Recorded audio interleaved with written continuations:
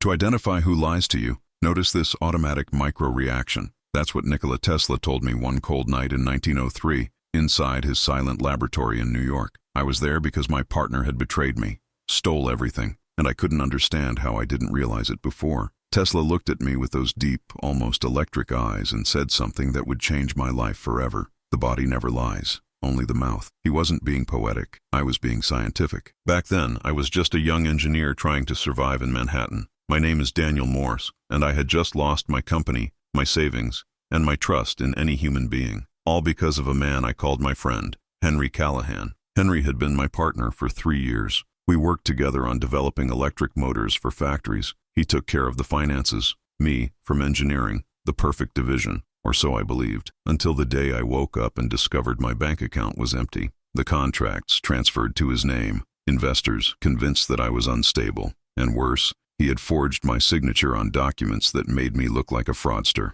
When I confronted Henry, he denied everything with a calm smile. He looked into my eyes and said, "Daniel, you're paranoid. You need to rest." And I almost believed it, because he seemed so sincere, so peaceful, so human. But something inside me screamed that it was a lie. That's when I looked for Tesla, not as a customer, not as an admirer, but as someone desperate for answers. He welcomed me to his laboratory late at night. The place smelled like ozone and hot metal. There were strange machines all around, huge coils that hummed softly, as if they were breathing. Tesla was bent over a bench, adjusting wires with surgical precision. Without looking up, he said, "You were deceived by someone close to you, and now you want to know how you didn't notice." I froze. "How did you—" "I don't read minds," he interrupted, finally looking at me. "I read frequencies, and yours is disharmonious, full of anger and confusion." I sat on an old wooden chair and told everything. Henry, the betrayal, the lies so well told that they seemed true. Tesla listened silently. When I finished, he said something that sounded absurd at the time. "You have been deceived because you have not yet learned to read the invisible field." Invisible field? Yes. Each human being emits an energetic signature, a unique vibrational pattern. When someone lies, this frequency changes. The body tries to compensate for the mental dissonance, and this generates automatic micro-reactions. He approached me, his eyes fixed, almost piercing. But most people don't notice, because they're too busy listening to words and ignoring what their body is screaming. "So you're saying it's possible to see a lie before it's spoken?" Tesla smiled. It wasn't a smile of joy. It was from someone who knows something that the rest of the world still ignores. Not just see, feel, like electricity. He picked up a small device from the counter. It looked like a compass, but with hands that moved strategically. This device measures variations in the electromagnetic field around a person. I developed it to understand disturbances in the atmosphere, but I discovered that it also reacts to the human mind. He turned on the device and brought it closer to me. The hands began to oscillate slightly. "You're calm now," Tesla said. "But if I asked you about Henry, the field around him would change. Anger, sadness, fear, all of it generates detectable frequencies." I stared at the device, fascinated and incredulous at the same time. What if I learned to notice this, without the device? Tesla turned off the machine and looked at me seriously. "Then you will never be fooled again." He offered me something I didn't expect: training. 3 weeks at his side, learning to observe what no one else saw. Micro-expressions, involuntary movements, breathing patterns, changes in tone of voice. But it wasn't just observation. Tesla taught me to feel the energy around people, understanding when something was out of place. "The human body is an electrical machine," he said, "and like every machine, it fails when it tries to operate outside its natural frequency. A lie is a failure, and every failure generates signals." In the first few weeks, I thought it was all crazy. But then I started testing, in casual conversations, in negotiations, in small meetings, and it worked. I started to notice things. People looking away a split second before lying, hands closing involuntarily, lips twitching almost imperceptibly, and the most disturbing thing, I felt when someone was about to lie, as if an electric current passed between us. Tesla was right. The body never lied. But there was something he didn't tell me that first day. Something that I would only find out when I confronted Henry again. Something that would change everything. If you're feeling like this story is touching something in you, something you've experienced, something that made you question who to trust, then subscribe to the channel. Because what comes next will show you not only how Tesla taught me to read lies, but how it saved me from a fate far worse than just losing money. 3 weeks later, I was no longer the same man. Tesla transformed me. He didn't just teach me techniques. He reprogrammed the way I perceived the world. Every gesture, every pause, every uneven breath became a language that I could finally read. A lie,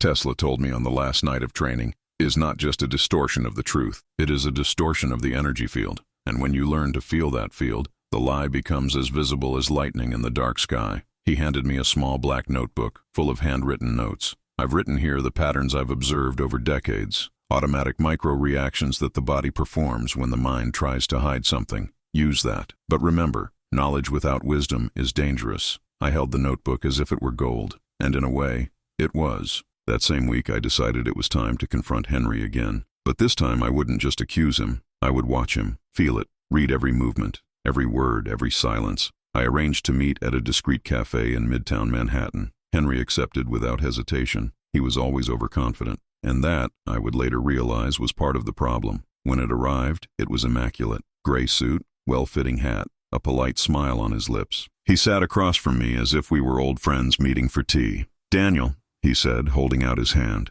"Good to see you. You look better." I shook his hand. And it was at that moment that I started to apply everything Tesla taught me. First, grip pressure. Too strong. Compensation. People who lie tend to tighten their grip to appear confident. Second, eye contact. Henry looked me straight in the eye for a full 3 seconds before looking away. Too long. Excessive staring is a conscious attempt to appear sincere. Third, posture. He crossed his legs immediately as he sat down. Physical barrier. Unconscious protection. All of this happened in less than 10 seconds, and I already knew Henry was hiding something. "Thanks for coming," I said, keeping my voice calm. I wanted to talk about what happened. No anger, just understand. Henry visibly relaxed. He thought I had given up, that I was there to accept defeat. "Of course, Daniel. I also want us to clear things up. You know I would never do anything to harm you." Lie. I saw. I felt it. Just as he said I would never, his left hand moved to lightly scratch his neck. Automatic movement. Sign of discomfort. The body trying to relieve the tension generated by the dissonance between what it said and what it knew to be true. "Then explain something to me," I said, leaning forward. "How did my signature appear on documents I never signed?" Henry blinked. "Too fast. Twice in a row. Another sign. Daniel, I already told you. Those documents were old. You signed them and forgot. You were under a lot of stress at the time." He scratched his nose. Soon, almost imperceptible, Tesla had written in his notebook, "Touching the face during a tense conversation is a form of self-soothing. The liar knows on some level that he is in dangerous territory, and the body tries to calm him." I didn't say anything. I just watched. Henry continued talking, explaining, justifying, and with each sentence I saw more signs. His breathing got a little faster. The shoulders rose slightly, almost imperceptibly. He was in defensive mode. But what struck me most was what Tesla called the liar's pause. When I asked, "Did you move money from the company account without telling me?" Henry hesitated. It was a split second, less than half a second, but it was there. He started to respond before fully processing the question. Classic sign that the mind already had a rehearsed response. "No, I've never done that." But as he said no, his head made a slight nod. Incongruity, the body betraying the mouth. I sat back in my chair, took a deep breath, and for the first time in weeks, I felt something other than anger. I felt control. "Henry," I said calmly, "you're lying." He laughed. It was a forced laugh, too high-pitched. "Daniel, you're paranoid again. Seriously, I think you should. You scratched your neck 3 times. You blinked quickly when I mentioned the documents. Your breathing quickened when I talked about the money, and when you denied having moved in the background." His head nodded yes. Henry stopped laughing. The silence between us was thick, heavy. He looked at me differently now. No more condescension, but with something like fear. "You're crazy," he muttered. "Maybe. Or maybe I finally learned to see what was in front of me all along." Henry stood up abruptly, dropping his coffee cup. The dark liquid spread across the table like a stain of guilt. "I don't need to hear that." He turned to leave, but before he did, he said something that gave me goosebumps. "Careful, Daniel. There are things you're better off not knowing," and left. I stood there, alone, looking at the coffee stain. My heart was pounding, but not from fear, for sure. I knew Henry was hiding something much bigger than just theft, something he didn't want me to find out. And it was at that moment that I realized confronting Henry wasn't enough. I needed proof, real evidence, not just the financial betrayal, but what he was really planning. I returned to Tesla's laboratory that same night. He was, as always, immersed in his experiments, but when he saw me enter, he turned everything off and looked at me. "You confronted him." "Yes. And you were right. He lied, above all. But there's something bigger going on, Tesla.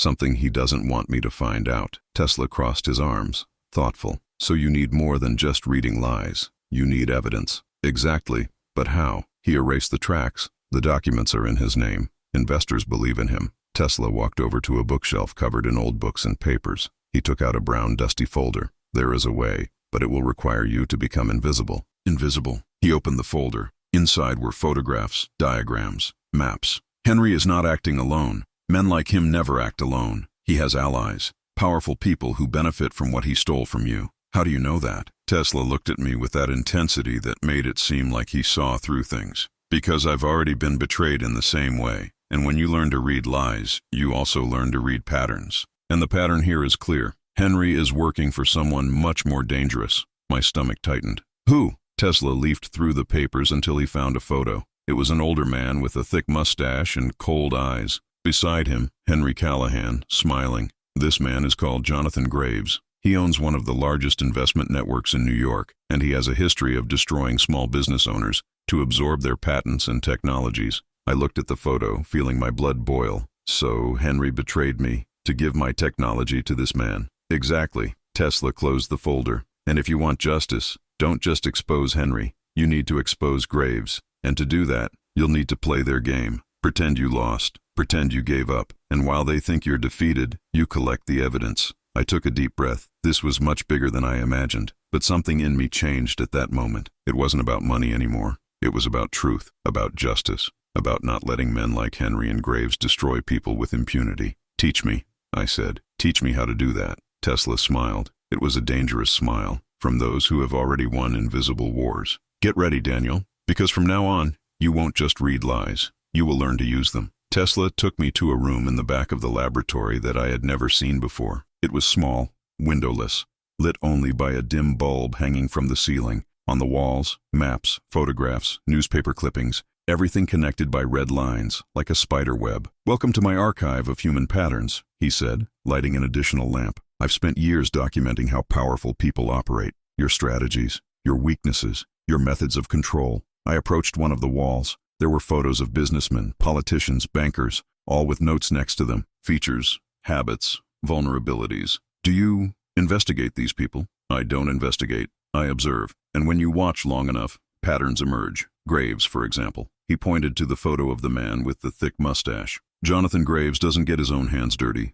It uses intermediaries, people like Henry. He identifies entrepreneurs with promising technologies, plants someone close to them, and when the moment is right, absorbs it all. Legally, always legally, so he never gets caught. Exactly, because on paper, everything looks legit.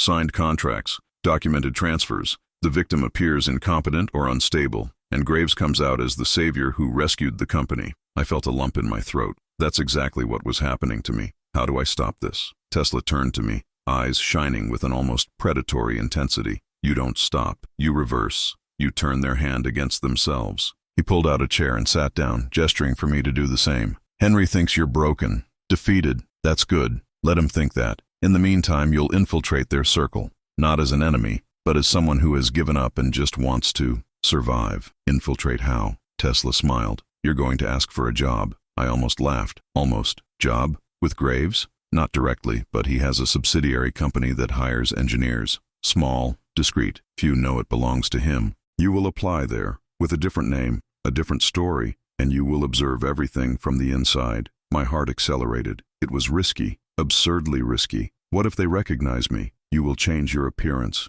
your way of speaking, your posture. I will teach you. Tesla got up and walked to a shelf full of old books. For centuries, spies and strategists have studied the art of camouflage, not just physical, but energetic. You can change the frequency you emit, the way people perceive you. It's a matter of conscious control. He returned with a leather-bound book. Over the next 2 weeks, you will become someone else, not just in appearance, but in essence. And when you are ready, you will enter Graves's world and begin to collect what he fears so much, the truth. The next 2 weeks were the most intense of my life. Tesla taught me things I never imagined were possible. First, we changed my appearance. I cut my hair differently. I grew a thin mustache. I started wearing thick framed glasses, simpler, less flashy clothes. But the transformation went beyond the physical. Tesla trained me to change my body language, the way I walked, how I gestured, how I breathed. People don't recognize you just by your face, he said. They recognize you by the energy you project. Change the energy, and you become invisible. He made me practice for hours in front of a mirror.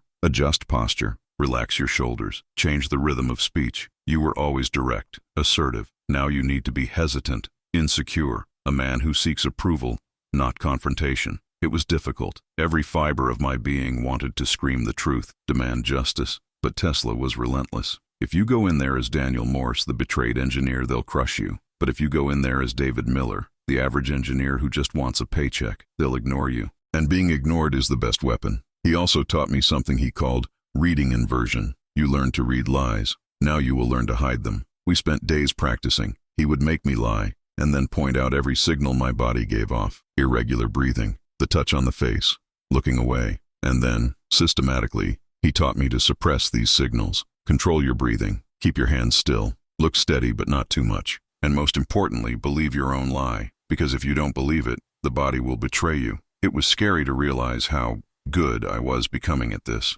At the end of the second week, Tesla tested me. He put me in a room with 3 of his acquaintances, engineers who didn't know who I was. My task was simple: convince them that I was someone else, with another story, another life, and it worked. They didn't suspect anything. They treated me like David Miller, the shy engineer who had just arrived from Boston. When I left the room, Tesla was waiting for me, leaning against the wall. "You're ready." 3 days later, I stood in front of the building of Graves' subsidiary company, a modest 3-story building with a discreet sign, Sterling Technical Solutions. My heart was pounding, but my breathing was controlled, my posture adjusted, my face neutral. I was David Miller. I entered. I went up the stairs. I knocked on the door of the Human Resources office. A middle-aged woman, her hair tied into a tight bun, greeted me with a professional smile. "Can I help you?" "Yes, I came for the assistant engineer interview." She checked a list. "David Miller?" "Yes, ma'am." She gestured to a chair. "Wait here. Mr. Hastings will see you shortly." I sat and waited. Every second felt like an eternity. Finally, a short man with round glasses and a stern expression opened the door. "Mr. Miller?" "Yes." "Between." The interview was quick. He asked technical questions. I responded accurately, but without being too bright. Median, competent, but not memorable. He seemed satisfied. "Do you have experience with electric motors?" "Yes. I worked in a few factories in Boston. Nothing grand, but I know the basics." And he wrote something down. "We need someone to document designs, organize technical specifications. Nothing too complex." "Sounds perfect to me." He studied me for a moment. I maintained a relaxed posture, the calm look. "You can start Monday." I took a deep breath, controlled. "Thank you, sir." I left the building with shaky legs but an impassive face. I was in. For the first few weeks, I worked in silence. I arrived early. I left late. I did exactly what they asked me to do. Nothing more, nothing less. Nobody paid attention to me, and that was exactly what I wanted. But while everyone ignored me, I watched. I wrote it down. I memorized it. The company was a cover. Most of the projects that passed through there were technologies acquired from small entrepreneurs, patents transferred, shady contracts, and it all led to the same place, Jonathan Graves. One afternoon, while organizing documents in a file, I found something that made my blood run cold. It was a folder with my name on it, Daniel Morse. I opened it with my hands shaking. Inside were copies of contracts, financial reports, and a handwritten note. Target neutralized, technology transferred, awaiting final phase, final stage. I turned the page and saw something that made me lose my breath. It was a plan, detailed, to publicly incriminate me, forging documents that linked me to tax fraud, destroy not just my company, but my reputation, my freedom. They didn't just want to get me out of the way. They wanted to destroy me completely. I closed the folder, my hands sweating. I took a deep breath. I controlled my anger. I photographed each page with a small camera Tesla had given me, and then I put everything back exactly as it was. Nobody noticed. That night I returned to Tesla's laboratory. I showed the photos. He studied them in silence, eyes narrowed. "They're accelerating the plan. That means they feel you're still a threat, even if defeated." "What do I do?" Tesla got up, walked to the window and looked out at the illuminated city. "You speed up too, but not alone." He turned to me. "You're going to need allies, people that Graves has harmed, and I know exactly where to find them." He handed me a list of names, 5 people, all victims of Graves. "Gather these people, show them what you discovered, and together, you will do something Graves never expected." "What?" Tesla smiled. It was a cold smile, calculated. "You will expose him, publicly, in a way he cannot deny, bribe, or destroy." I looked at the list. 5 lives destroyed. 5 people who, like me, lost everything. What if they don't believe me? They will. Because you have something they never had. What? Tesla put his hand on my shoulder. Evidence. And the truth. It took me 2 weeks to find the 5 people on the list. The first was Margaret Hines, a widow who lost her husband's textile factory. He now lived in a tiny apartment in the Bronx, sewing clothes to survive. When I knocked on her door, I showed her the evidence, the documents, Graves' scheme. Margaret read everything in silence. When he finished, his hands were shaking. I'll help. The other 4 were more direct. Thomas Reed, Claire Donovan, Robert Keene, and Samuel Cross. All destroyed by the same method as Graves. Within a week, we had a group. 6 people, 6 victims. We gathered in Tesla's laboratory on a cold November night. Tesla opened a map on the table. It was the layout of Graves's main office. He's holding a meeting with investors in 3 days. In this room, Graves keeps his personal files. If we can gain access and make them public during the meeting, he will have no way to defend himself. Thomas leaned over the map. How are we going to get in there? Tesla looked at me. Daniel is going in. He has access to the building, but he's going to need a distraction. He explained the plan. It was risky, but it was the only chance. 3 days later, I stood in front of the Graves building at dusk. I entered through the side gate. The security guard didn't even look at me. I went up to the 3rd floor, where the archives room was. Meanwhile, Margaret and the others stormed the main lobby with banners and shouts. Graves is a thief! Security ran. Panic gripped the building. I arrived at the door to the archives room. Locked. I used the tools Tesla had given me. I worked quickly. Click. The door opened. I searched for the name. Morse. Inside there was everything. Forged contracts. Emails between Henry and Graves. Plans to frame me. There were folders for each victim. All documented. All systematically destroyed. I photographed everything. And then I saw an additional folder. Tesla. Nikola. I opened it with my hands shaking. Graves was trying to steal Tesla's patents as well. Henry was just a pawn. The real target has always been Tesla. I was just a test. I heard footsteps in the hallway. I saved the photos. I replaced everything. The door opened. Jonathan Graves was there. Who the hell are you? My heart stopped, but a voice behind Graves said, He's my assistant, Mr. Graves. David Miller. It was Henry. I asked him to get some documents. Isn't that right, David? Henry recognized me. I knew that, but he was protecting me. Graves studied me. Next time, ask permission. Yes, sir. He left. Henry stayed. He looked at me in silence. You're an idiot, Daniel. Have you always known me? Since day one. Why didn't you report me? Henry sighed. Because I'm tired. Tired of being Graves's pawn. He pulled an envelope from his pocket. It's here. Original contracts, recordings, everything. I took the envelope. Suspicious. Why? Because you reminded me of who I was before. He stopped at the door. Graves will try to destroy you tomorrow. Use this. Destroy him first. And left. Henry had turned around. Not out of kindness, but out of exhaustion. And the next morning, every New York newspaper ran the same headline. Tycoon Jonathan Graves accused of systematic theft of patents. The photographs, the contracts, the recordings. Everything was disclosed. Graves tried to deny it. He tried to buy silence, but it was too late. The truth was exposed, and this time, there was no hiding it. A week later, Jonathan Graves was indicted on charges of fraud, embezzlement, and extortion. Your company has been closed. Your accounts are frozen. His reputation, destroyed. Margaret got the factory back. Thomas invented again. Claire was reintegrated into the scientific community. Each received back what was stolen. Not just money, but dignity. Henry disappeared. I prefer to believe that you found peace. I returned to Tesla's laboratory one winter afternoon. When he saw me, he turned everything off and looked at me. You learned. I learned, but not just to read lies. I learned to see beyond them. Tesla nodded. The lie is just the surface. What matters is understanding why people lie. When you understand the emotional frequency, you don't just detect it, you deactivate it. He walked to the window. Graves lied because he believed power was above truth. Henry lied because he thought there was no choice.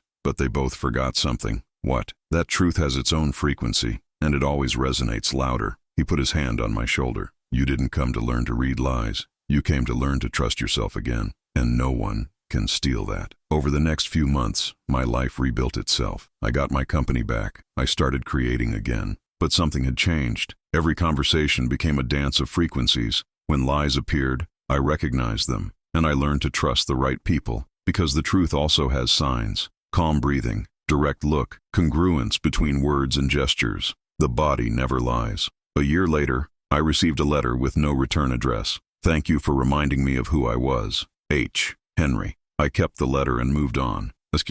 Today, I realized that night changed everything. I learned that the truth is not just the opposite of a lie. It's a strength, one frequency. When you align your life with this frequency, the world responds differently, the right people appear, opportunities arise, and the lies don't touch you anymore. Tesla taught me to read the invisible, but it gave me the ability to live in harmony with the truth, and that is the greatest power. If this story touched you, if you have ever been betrayed or deceived, know this: the body never lies. When you learn to listen to what he says, you will never be deceived in the same way again. Not because he became suspicious, but because he became aware. The automatic micro-reaction that reveals a lie is in energetic dissonance, in the mismatch between what is said and what is felt. Learn to read this, and you will never again be a victim of those who live outside the truth, because truth has a frequency, and she always wins. If this message resonated, subscribe to the channel. Together, we can reignite the vibrational field that Tesla left dormant. The truth is waiting, and she was always inside you.